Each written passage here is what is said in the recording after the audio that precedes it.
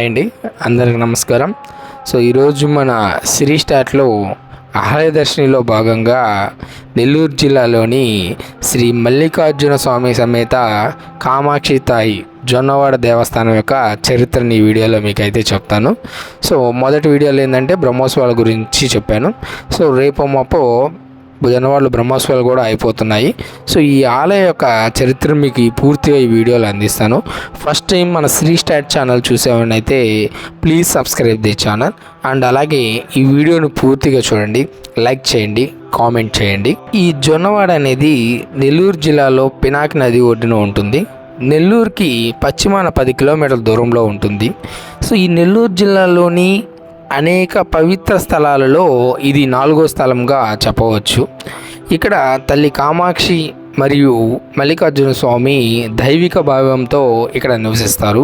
ఇక్కడ బ్రహ్మాండ మరియు ఇతర పురాణాలతో వర్ణించబడిన పవిత్ర పినాకి నది ఒడ్డున శ్రీ ప్రయోగం తప్ప జొన్నవాడ మరొకటి కాదు.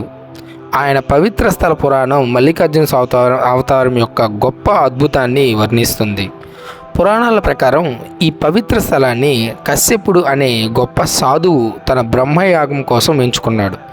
అతను ఈ ప్రదేశంలో పవిత్ర అగ్ర గర్భస్థాన్ని మరియు సమీపంలోని వేదగిరి కొండపై పవిత్ర అగ్ని మరియు అగ్ని దక్షిణాగ్ని నిర్మించాడు.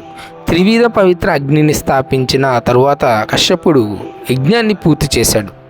కశ్యపుడు చేసిన గొప్ప యాగం జరిగిన ప్రదేశంగా ఈ ప్రదేశం సహజంగానే యజ్ఞవాటిక అనే పేరును పొందుంటుంది. కశ్యపుడే కాకుండా అనేక మంది ఋషులు ఇక్కడ యజ్ఞం చేశారు కాబట్టి ఈ ప్రదేశాన్ని జొన్నవాడ అని పిలిచి పోను జొన్నవాడగా పిలువబడుతుంది.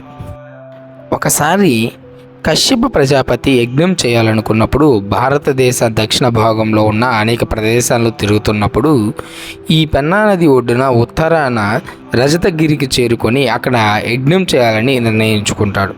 కశ్యపుడు యజ్ఞం చేయడానికి దశగాగ్ని, ఆహనాగ్ని, అరస్పతాగ్ని అనే 3 యజ్ఞగుండాలను ప్రతిష్ఠిస్తాడు. కశ్యపుని యజ్ఞానికి శివుడు చాలా సంతోషించి యజ్ఞగుండం నుండి లింగాకారంలో ఉద్భవించాడు. యజ్ఞం జరిగే ప్రదేశాన్ని జన్నద అని పిలుస్తారు. తరువాత అది జొన్నవాడగా మారింది. తరువాత పార్వతీదేవి శివుడిని వెతుకుంటూ జొన్నవాడకు చేరింది. శివుడు దేవుని ప్రదేశంలో ఉండమని కోరగా ఆయన కోరిక మేరకు పార్వతీదేవి స్వయంగా పెన్నా నదిలో ప్రత్యక్షమై నివసించడం ప్రారంభించింది.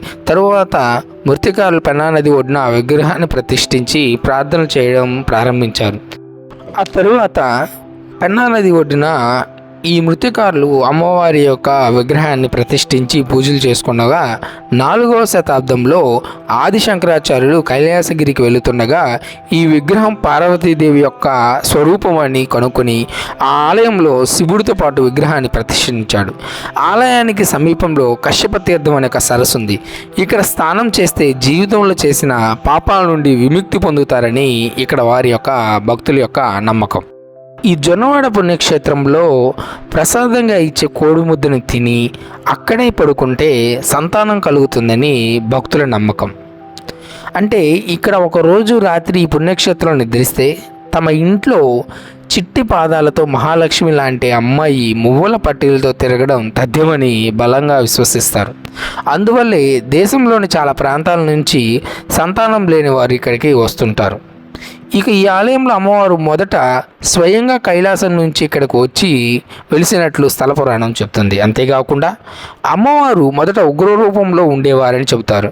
ఆ సమయంలో గ్రామంలో ఉండే పశువులన్నింటినీ తినేసేవారని స్థల పురాణం కథనం ప్రకారం చెప్తారు. అయితే ఇక్కడ అమ్మవారికి జరిగే నవారవరణ పూజ ప్రపంచంలో మరి ఏ దేవాలయంలో జరగదు. ఈ పూజకు అత్యంత శక్తి ఉందని భక్తులు నమ్ముతారు. అదేవిధంగా ఇక్కడ స్వామివారికి జరిగే సహస్రనామ పూజ విధానం కూడా ప్రపంచంలో మరి ఎక్కడ నిర్వహించరు. ఇన్ని విశిష్టతలు ఉన్న ఈ క్షేత్రంకి అందుకని మనం ఖచ్చితంగా దర్శించవలసిన సమయం అయితే ఉంది. అందుకనే మనం ఖచ్చితంగా ఒక్కసారైనా సరే జొన్నవాడ క్షేత్రాన్ని దర్శించుకోవాలి. సో ఇదండి శ్రీ స్టార్ట్లో మన ఆలయ దర్శనంలో జొన్నవాడ యొక్క స్థల పురాణం. So thank you very much.